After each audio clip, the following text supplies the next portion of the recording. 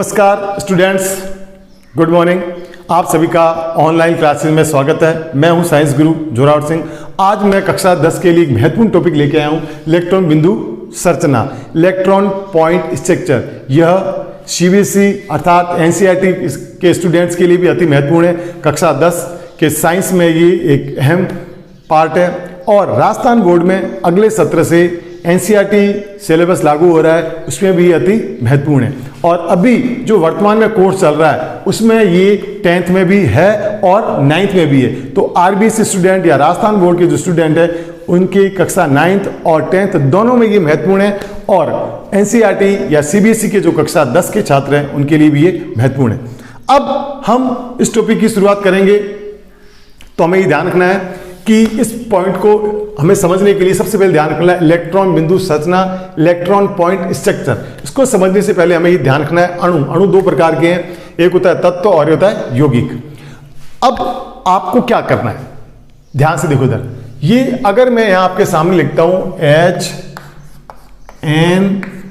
HNO, ये कोरी ABCD, इसको हम बोलते हैं परमाणु या एटम, जिसमें कहीं भी गणित नहीं है। पदार्थ को छोटा छोटा कण हम जिसके टुकड़े नहीं कर सकते वो परमाणु या एटम कहलाता है, इसमें कहीं गणित नहीं है। अगर मैं इसमें गणित डाल देता हूं तो ये बन जाएगा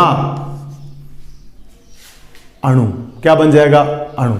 अब अणु के कितने प्रकार है? 2, तत्व यौगिक। यहां पे देखो, इसके अंदर दोनों परमाणु N के हैं, इसमें दोनों H के हैं, या दोनों O के हैं, इसमें दोनों F के हैं। तो एक ही प्रकार के या समान प्रकार के परमाणु से बनने वाले को हम क्या बोलते हैं? तत्व या एलिमेंट, और अणु को हम बोलते हैं मॉलिक्यूल। यहां हम बात कर रहे हैं यौगिक की या कंपाउंड। इसमें आप देखोगे O का और 2 किसके हैं? H के।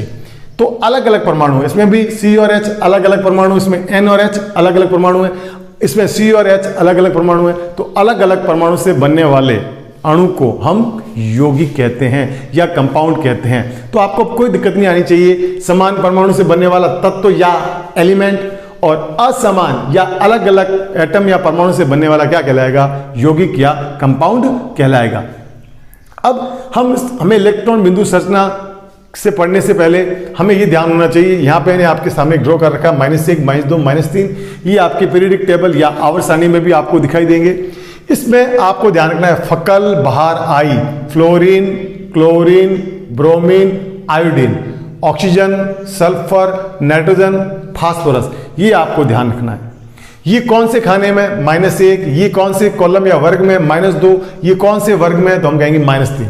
ये -1 में, ये -2 में, ये -3 में। ये -2, -3 इसकी सजगता है, क्योंकि ऋण आयन है, ये इलेक्ट्रॉन लेते हैं। ठीक, और इसे अधातु या नॉन मेटल्स भी हम कह सकते हैं। अब जब हम इलेक्ट्रॉन पॉइंट स्ट्रक्चर बनाएंगे तो हमें ये ध्यान रखना है ये अमुक एटम्स कौन से कॉलम में आ रहे हैं, ये कौन से कॉलम में आ रहे हैं, ये कौन से कॉलम में।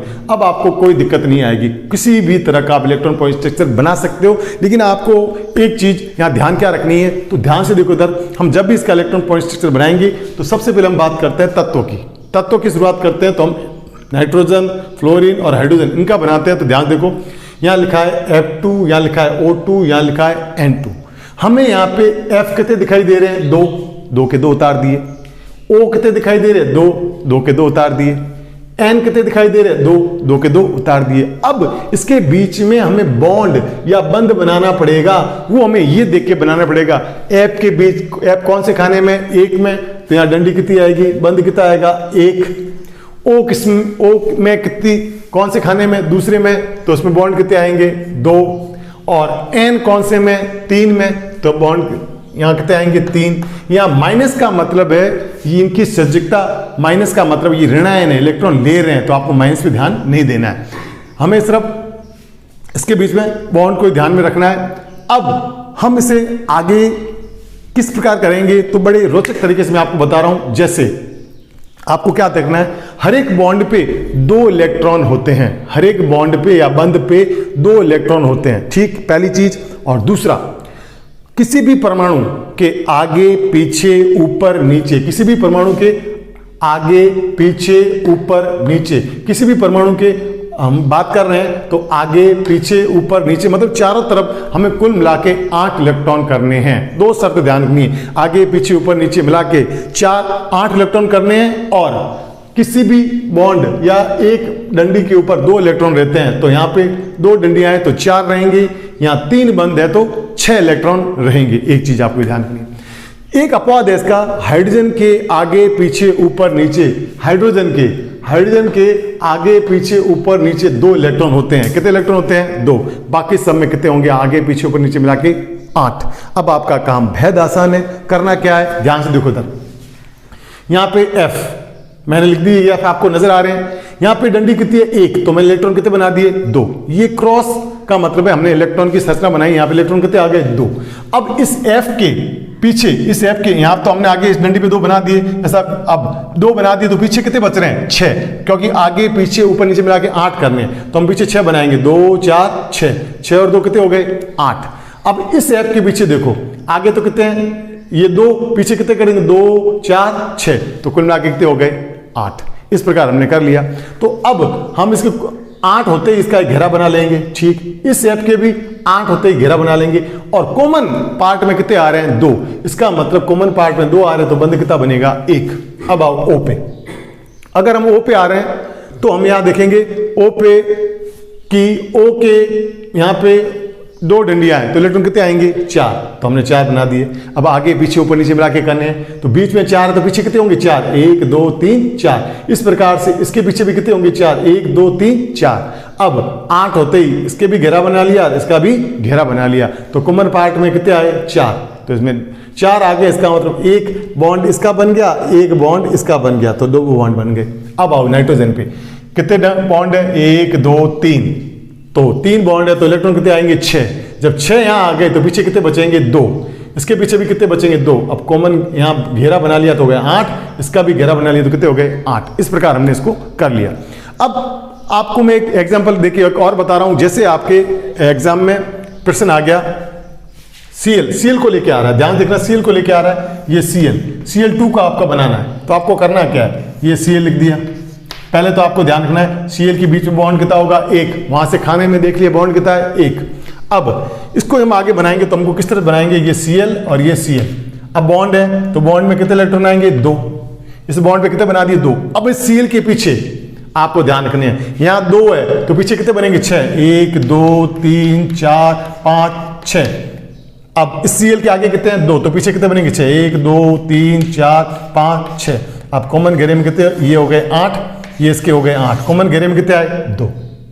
क्लियर? इस प्रकार हमने इन तत्व या एलिमेंट की इलेक्ट्रॉन बिंदु संरचना बना दी। आपको समझ आ गई होगी। अब हम यौगिक की बनाएंगे।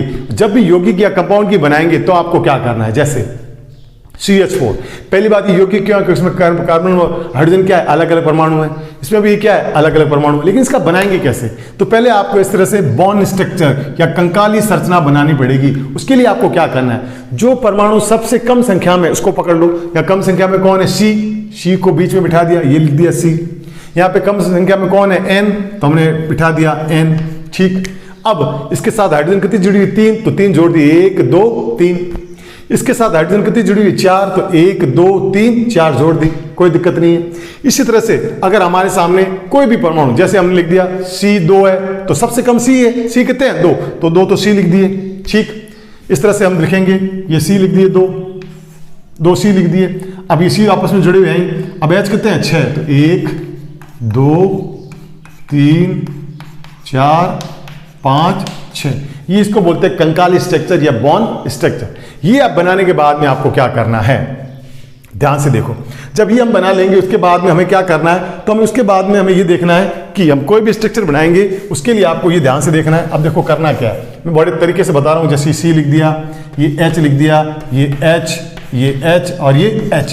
अब आपको क्या करना है? ये C और H परमाणु अलग अलग है, तो इसके लिए हमें क्या करना है? एक के इलेक्ट्रॉन को क्रॉस में बनाएंगे और एक को डॉट से, क्योंकि भारत रुपयों में लेन देन करता है और अमेरिका और इंग्लैंड में किसमें होता है? डॉलर में। इसी तरह से ये क्रॉस में और ये डॉट से, तो हमने कर दिया ये इसका क्रॉस और ये इसका डॉट। यहाँ बॉन्ड कितना है? 1, 1 पे कितने आते हैं? 2। ये 1 पे कितने आएंगे? 2, 1 पे 2, 1 पे 2। इस प्रकार कितने हो गए? 8। क्लियर? अब इस कार्बन के कितने हो गए? 8, 2 4 6 8। हाइड्रोजन के कितने हो गए? 2 2 2 2। इस प्रकार इलेक्ट्रॉन पॉइंट स्ट्रक्चर हमने बना लिया, ठीक। अब थोड़ा मित्रों इसको और देखते हैं, जैसे सी के 4 नंबर में 1 2 3 4, 1 2 3 4, सी के कितने हो गए 8 सी के। एच के 2 ही होते हैं, मैंने आपको बताया एच में कितने होते हैं 2 ही, आगे पीछे ऊपर नीचे कितने होते हैं 2 इलेक्ट्रॉन होते हैं। अब इसमें NH3 अमोनिया में देखते हैं, ये NH बॉन्ड स्ट्रक्चर या कंकाली संरचना, एक डंडी पे 1, ये 2, ये 3, कितने हो गए 6। लेकिन हमें यह ध्यान रखना है कि नाइट्रोजन में आप गौर से देखोगे तो नाइट्रोजन के कितने हुए 2 4 6 हुए हैं, कितने हुए हैं 6। लेकिन हमें करने हैं कितने 8, तो हमने इस प्रकार से क्रॉस करके 2 और बना दिए, यहाँ भी हमने क्रॉस करके कितने बना दिए 2, तो ये कितने हो गए 8, 2 4 6 8 नाइट्रोजन हो गए। और हाइड्रोजन के कितने हुए 2, कितने हुए 2, कितने हुए 2, कितने हुए यहाँ पे। अब ये नाइट्रोजन के कितने हो गए 8, इस प्रकार से बना दिया, ठीक। अब हम यहां देखते हैं एथेन C2H6, इस बॉन्ड पे 2 इलेक्ट्रॉन आएंगे, ये दोनों कार्बन है, तो इन दोनों के इलेक्ट्रॉन किससे बनाएंगे क्रॉस से, किससे बनाएंगे क्रॉस से, ये क्रॉस से बना दिए, ठीक।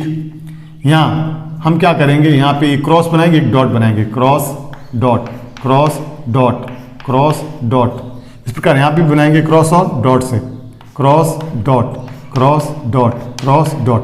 अब सी को देखो, सी के कितने हो गए, ये 8 हो गए, इस सी के भी देखो कितने हो गए 8 हो गए, ठीक। और H के ये 2, H के 2, H के 2, H के 2, H के 2, H के 2, यहाँ देख लो C के बीच पे हमने कितने बनाए 2, ये 2 बना लिए। अब यहाँ पे भी 2, यहाँ पे भी 2, यहाँ पे भी 2, यहाँ पे भी 2, यहाँ पे भी 2 और यहाँ पे भी 2। एक मैं आपको और एग्जांपल देके बता रहा हूँ, ध्यान देखो और भी आपको क्लियर हो जाएगा। आपके दिया हुआ है CO2, ये CO2, पहले इसका बॉन्ड स्ट्रक्चर बनाएंगे CO, पहले लिस्ट नंबर कम से कम कौन है कार्बन, फिर ऑक्सीजन कितने हैं 2 बना दिए, 2 ऑक्सीजन बना दिए। अब हम यहाँ कर दिया, अब हमें ये बात मालूम होनी चाहिए कि ऑक्सीजन की वैलेंसी अस्थिरता कितनी होती है 2, एक ऑक्सीजन की 2 होती है, तो आपको ऑक्सीजन की एक ही डंडी नजर आ रही है, तो हम यहाँ क्या बनाएंगे 2, ठीक। और कार्बन की कितनी होती है 4, 1 2 3 4, कार्बन के कितने हो गए 4, ऑक्सीजन के कितने हैं 2, ऑक्सीजन के कितने हैं 2। अब देखो यहाँ पे, अब इस डंडियों के बाद में हम क्या करेंगे, ये C और ये O बना दिया, ठीक, कोई दिक्कत नहीं है। अब यहाँ पे इलेक्ट्रॉन कितने आएंगे 4, 1 2, इसका हम बनाएंगे डॉट से, ये ठीक, 1 2, ये डॉट से 2 2 4, 2 और 2 4 हो गए, तो इसके पीछे कितने चाहिए 4, 1 2 3 4, ठीक। हम कर दिए 1 2 3 4, इसके पीछे कितने करेंगे 1 2 3 4। अब इसी के कितने हो गए 8, O के कितने हो गए 8, O के कितने हो गए 8। इस प्रकार इधर देखो ध्यान से, यहाँ पे डंडियाँ 2 है तो हमने बता दिए 2 2 और 2 4, 2 और 2 4, 2 और 2 4।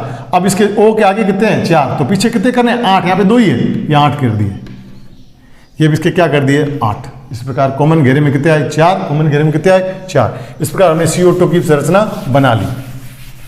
अब एक और बना के बता रहा हूं मैं आपको, C2H4, ठीक, इसको बोलते हैं एथीन। इसका कैसे बनाएंगे, ये C लिख दिया, ठीक, पहले तो हम इसके कंकाल स्ट्रक्चर बना रहे हैं, ये C, ठीक। H कितने हैं 4, तो ये 1 2 3 4, 1 2 3 4, ठीक। अब हमें यह बात ध्यान क्या देखनी, C के देखो 1 2 3, C के हाथ कितने होते हैं 4, तो हमें 4 करने हैं। हम यहाँ बॉन्ड जोड़ नहीं सकते क्योंकि हाइड्रोजन की एक ही वैलेंसी होती है, यहाँ जोड़ नहीं सकते, हम यहाँ जोड़ेंगे तो ये डबल बॉन्ड बन जाएगा। अब देखो 2 3 4, 1 2 3 4, क्लियर। अब इसका हम कैसे बनाएंगे, ठीक, तो हमें ये H, ये H, ये H और ये H हमने लिख दिया, ठीक। अब हमें क्या करना है, बीच में 2 डंडियां हैं तो 4 इलेक्ट्रॉन, 2 इसके लिए पहले आपको ये कंकाली स्ट्रक्चर संरचना आनी चाहिए, कंकाली संरचना 4। अब यहाँ पे देखो, यहाँ पे कितने आएंगे, यहाँ पे डंडी 1 है, एक क्रॉस में एक डॉट में हाइड्रोजन का, एक क्रॉस में एक डॉट में, एक क्रॉस में एक डॉट में, एक क्रॉस में एक डॉट में। अब इसी को देखो 4 5 6 7 8, ये सी हो गए 8। इसी को देखो 2 2 4 4 8, ये सी हो गए 8। कॉमन पार्ट में कितने आए 4, तो ये डबल बॉन्ड बन गया, ठीक। ये सी H के कितने 2, H के कितने 2, H के कितने 2, H के कितने 2, ये बन गया। आप इसका स्क्रीनशॉट भी ले सकते हो, बना सकते हो। एक मैं आपको और बना के बता रहा हूं, C2H2, इसको बोलते हैं एथाइन, एथाइन। पहले कंकाली स्ट्रक्चर बनाएंगे, कैसे बनाएंगे, C। अब देखो ये H, ये 2H, अब गौर से देखो, सी के हाथ कितने हुए? 2 ही, लेकिन सी के होते कितने हैं? 4। तो हम यहाँ बॉन्ड जोड़ देंगे तो यहाँ ट्रिपल बॉन्ड आ जाएगा। क्या आ जाएगा? Triple bond. तो पहले आपको इसकी कंकाली संरचना आनी चाहिए कि सी के 3 और 1 4, 4 बंद होते हैं। अब हम इसका बना सकते हैं, सी बना दिया, कोई दिक्कत ही नहीं है। बीच में कितनी डंडियां है? 3, तो इलेक्ट्रॉन कितने आएंगे? 6। ठीक, ये H और ये H। अब आप मुझे बताओ, यहाँ पे दोनों इलेक्ट्रॉन क्रॉस वाले आएंगे या एक क्रॉस और डॉट का? एक सी वाला क्रॉस का, H वाला डॉट का, सी वाला क्रॉस का, H वाला डॉट का। अब ये सी के घेरे में हो गए 8, 6 और 2 8। इस सी को देखो, 6 और 2 8, कॉमन घेरे में कितने आए? 6। तो 6 के लिए बॉन्ड क्या बन गया? 3। ओके, ये H के।